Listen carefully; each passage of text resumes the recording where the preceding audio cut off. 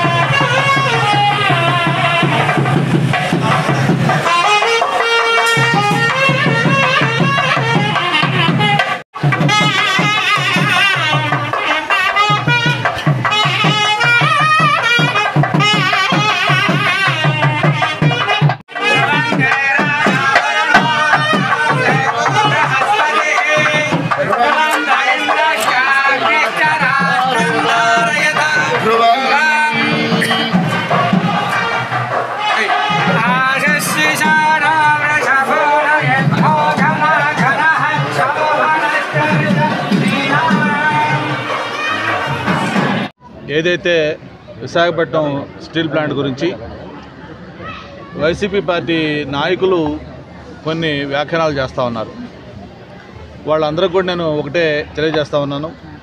నిన్న మొన్నే ఎమ్మెల్సీగా తెలుగుదేశం పార్టీ దయతో, అంటే ఎందుకు దయతో అంటున్నానంటే మేము క్యాండిడేట్ పెట్టకపోవడం వల్ల గెలిచిన ఒక సీనియర్ నాయకులు, అలాగే మొన్నే జరిగిన ఎన్నికల్లో రాష్ట్రంలోనే భారీ మెజార్టీతో ఓడిపోయిన వ్యక్తి మాజీ మంత్రి, ఇటువంటి వాళ్ళందరూ కూడా కొన్ని వ్యాఖ్యానాలు దాని మీద మాట్లాడటం కూడా జరుగుతూ ఉంది.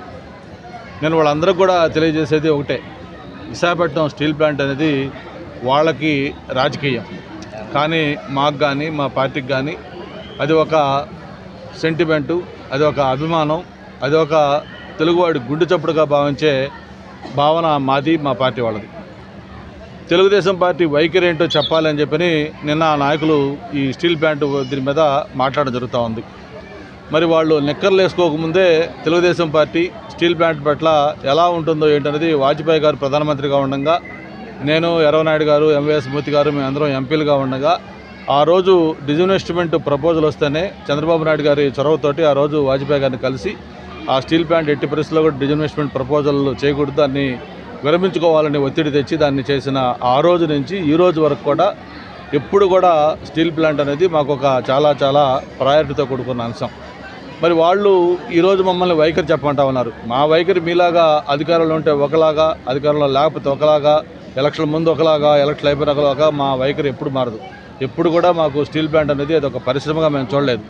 ఎంతోమంది ప్రాణత్యాగంతో పోరాటం చేసి సాధించుకున్న స్టీల్ ప్లాంట్ ఏదో స్టేట్ కోటాలోనో లేకపోతే ప్రాంతాల కోటాలోనో వచ్చిన పరిశ్రమ కాదు, అది ఎంతోమంది ప్రాణత్యాగం చేసింది. అందుకే తెలుగువాడి గుండె చప్పుడుగా దాన్ని మేము భావించడం జరిగింది. ఆ రోజు నేను రాజీనామా చేసినా కానీ, మన పల్లా శ్రీనివాస్ గారు ఆమె నిరాహారదీక్ష చేసినా కానీ, లేకపోతే చంద్రబాబు నాయుడు గారు మన అధికారంలోకి వచ్చిన వెంటనే ఏదైతే మ్యాంగనీస్ ఓరు గన్లు ఎక్స్టెండ్ చేయడం కానీ, మరి సాక్షాత్తు స్టీల్ మినిస్టర్ని విశాఖపట్నం స్టీల్ ప్లాంట్ తీసుకొచ్చి మొత్తం ఆయన్ని విజిట్ చేయించి ఆయనతో కూడా ఒక స్పష్టమైన హామీ ఇప్పించడం కానీ, ఇట్లా ఏ రకంగా చూసుకున్నా కూడా తెలుగుదేశం పార్టీ చాలా స్పష్టమైన దీంతో వైఖరితోటి స్టీల్ ప్లాంట్ కాపాడుకోవడం కోసం అన్ని ప్రయత్నాలు చేస్తూ ఉంది. మరి ఈరోజు కోడికి గుడ్డుకి తేడా తెలియని మనుషులు, లేకపోతే ఏం మాట్లాడుతున్నారో ఏమి చెప్తున్నారో లేకపోతే ఏంటో అర్థం కాని వ్యక్తులు కూడా ఈరోజు ఈ పార్టీల వైఖరి గురించి లేకపోతే మా యొక్క వైఫల్యాల గురించి ఒక అడుగు ముందుకేసి వాళ్ళు అన్నారు. నేనేదో రాజీనామా చేస్తే మళ్ళీ కోర్టుకు వెళ్ళి దాని మీద స్టే తెచ్చుకోవాలని ట్రై చేశాను. వాళ్ళకి అంత అజ్ఞానంగా ఉన్నారు వాళ్ళు. నేను రాజీనామా చేసిన 3 సంవత్సరాల పాటు ఆ రాజీనామా మీద ఉలకలేదు పలకలేదు. నేను స్వయంగా స్పీకర్ని కలిసి రాజీనామా ఆమోదించమని చెప్పాను.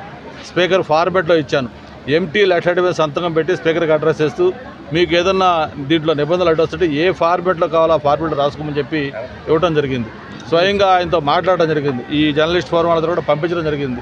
అవన్నీ 3 ఏళ్ళు దాని మీద ఉలకకుండా పలకకుండా క్వైట్గా ఉండి 2 నెలల్లో ఎలక్షన్లు వస్తాయనగా ఆ ఎమ్మెల్యే టెన్యూర్ అయిపోతుందనగా కేవలం రాజకీయం చేయడం కోసం ఆ రోజు ఎమ్మెల్సీ ఎన్నికొచ్చింది. ఎమ్మెల్సీ ఎలక్షన్లు అంటే ఒక ఎమ్మెల్యే ఓటు ఇంపార్టెంట్ కాబట్టి అప్పటికప్పుడుకి హఠాత్తుగా ఈ రాజీనామా గుర్తొచ్చింది.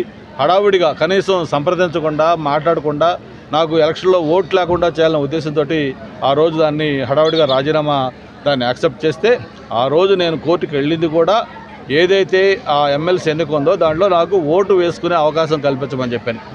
3 సంవత్సరాల ముందు రాజీనామా చేస్తే 2 నెలల ముందు దాన్ని పదవైపోతున్నాక నేను మళ్ళీ కోర్టుకు వెళ్తే తెచ్చుకోవాల్సిన అవసరం లేదు. అంత అమాయకుడు కాదు, అంత అజ్ఞాని కాదు నేను. అది కూడా తెలుసుకోకుండా ఈరోజు కోర్టుకు వెళ్ళారు కదా అంటున్నారు. కోర్టుకు వెళ్ళాల్సిన అవసరం ఉంటే నేను స్పీకర్ ఫార్మాట్లో ఇవ్వను. ఆ రోజు మాకు చిత్తశుద్ధి ఉంది, ఒక కమిట్మెంట్ ఉంది. అందుకే దానికోసం అటువంటి నిర్ణయాలు తీసుకున్నాం. ఈరోజు కూడా ఒకటే చెప్తా ఉన్నాం, స్టీల్ ప్లాంట్ అనేది మా గుండె చప్పుడే కాదు, తెలుగువాడి గుండె చప్పుడు. మా అందరి బాధ్యత. మీకు కూడా చేతనైతే సహకరించండి.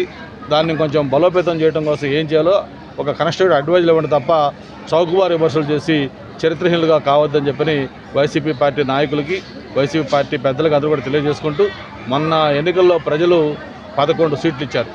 మీరు ఇలాంటి వైఖరే కానీ ప్రదర్శిస్తూ ఉంటే రేపు జరిగే ఎన్నికల్లో ఆ ఒకటి పోయి చివరికి 0 మిగిలిపోయే పరిస్థితి వస్తుంది.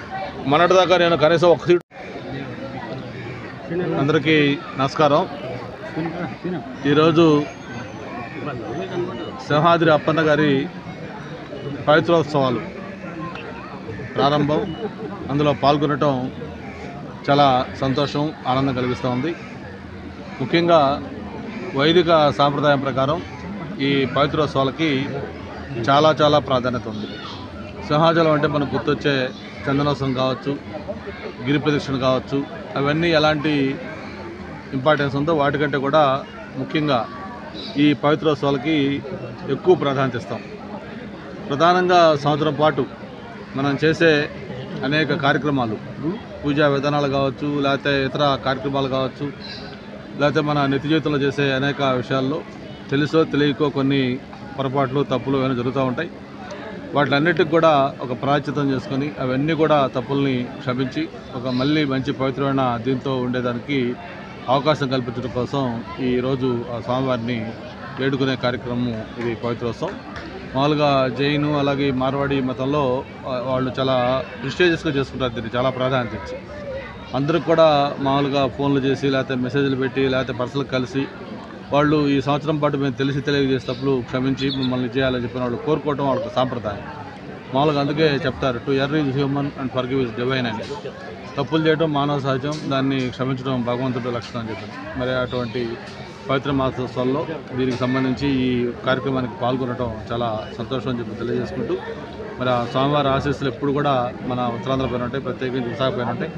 మరి విశాఖ అభివృద్ధిలో ఈ స్వామివారి ఆశీస్సులు ఎప్పుడు కూడా మన పైన ఉండాలని, మనకు ఎలాంటి కష్టాలు ఇబ్బందులు లేకుండా ప్రజలందరూ కూడా సుఖశాంతులతో సౌఖ్యంగా ఉండాలని చెప్పని మరొకసారి ఈ పవిత్రోత్సవాల కార్యక్రమం సందర్భంగా స్వామివారిని ప్రార్థించడం జరిగింది.